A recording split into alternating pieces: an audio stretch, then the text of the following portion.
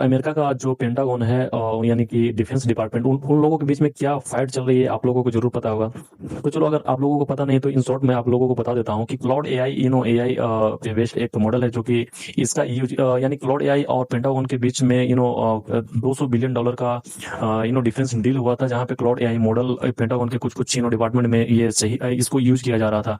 तो Claude AI model का काफी अच्छा परफॉर्मेंस था, जिसकी वजह से जो डिफेंस डिपार्टमेंट था अमेरिका का, पेंटागन, तो उन्होंने ये क्लाउड एआई से डिमांड किया कि कुछ कुछ ऐसे एक्सेस दो कि जिसकी वजह से हम लोग जो वेपन्स उसको और मोर एडवांस बना सके, यानी ऑटोनोमस कर सकें।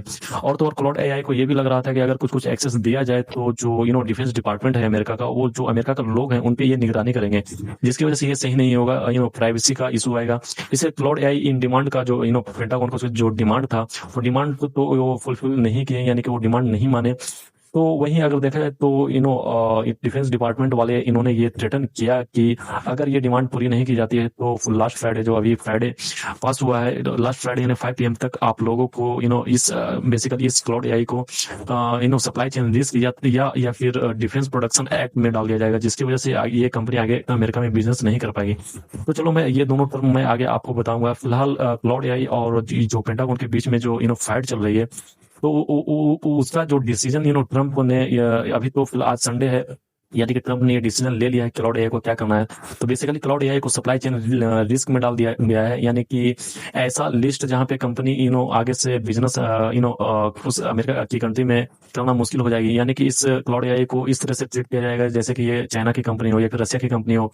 यानी कि एक कंपनी जैसे हुआई को अगर ले लिया जाए एग्जाम्पल, तो इस कंपनी को भी इस लिस्ट में डाल दिया गया है, यानी कि इस कंपनी को एज स्पाई या फिर अमेरिका से रिलेटेड जो सिक्योरिटी रिलेटेड इशू है, यानी प्रोटेक्शन रिलेटेड इशू है, उसको थ्रेट कर रहे हैं। इस तरीके से इसे माना जाएगा इस कंपनी को। तो ये लिस्ट में डालने के बाद इस तरीके से इस कंपनी को ट्रीट किया जाएगा। तो आगे से शायद क्लाउड एआई को बिजनेस करना थोड़ा सा मुश्किल हो जाएगी।